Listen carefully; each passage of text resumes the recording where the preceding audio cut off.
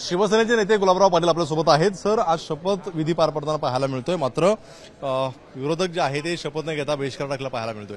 अरे संविधान दाखवून या लोकांनी वेडं केलं लोकसभेमध्ये की संविधान बदलवून टाकणार आहे, संविधान बदलवून टाकणार आहे.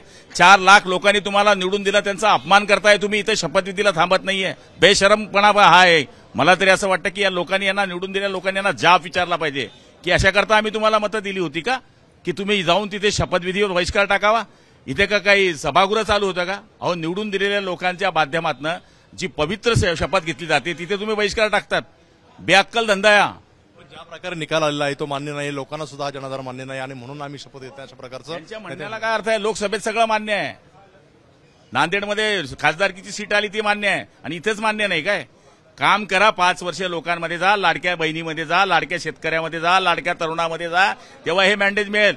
सर्वसाधारण मुख्यमंत्री, कॉमन मॅन एकनाथ शिंदे होऊन दाखवा, तेव्हा मॅन्डेज मिळेल. देवेंद्र फडणवीस सारखं काम करून दाखवा, मॅन्डेज मिळेल. नुसतं काही सांगायचं, ईव्हीएम मध्ये प्रॉब्लेम आहे, याच्यामध्ये प्रॉब्लेम आहे, काम करायचं नाही, बॉम्ब पाडायचं नाही. पण आता अनेक काँग्रेसचे नेते असतील किंवा महाविकास आघाडीचे मातोश्रीवरती जरा पाहायला मिळत आहेत. मातोश्रीवरती गेलेले आहेत काँग्रेसचे नेते. काय राहिलं मातोश्रीमध्ये? काँग्रेस आणि शिवसेनेमध्ये राहिलं काय आहे? काँग्रेस आणि शिवसेना एक झाली आहे. आता राहुल गांधी जातील उद्या, कोण नाही जाणार तिथं.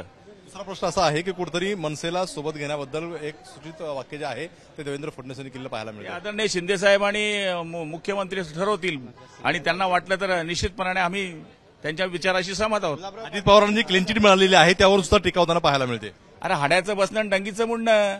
योगायोगाने मुख्यमंत्री उपमुख्यमंत्री झाले आणि त्यांच्या बाजूने निकाल लागला. आता त्यांना बोलायला जागा पाहिजे म्हणून बोलताय. गुलाबराव पाटील आपण योगायोगाने मुख्यमंत्री झाले आणि निकाल लागला त्यामुळे ते बोलतायत असं गुलाबराव पाटील म्हणताना पाहायला मिळत आहेत.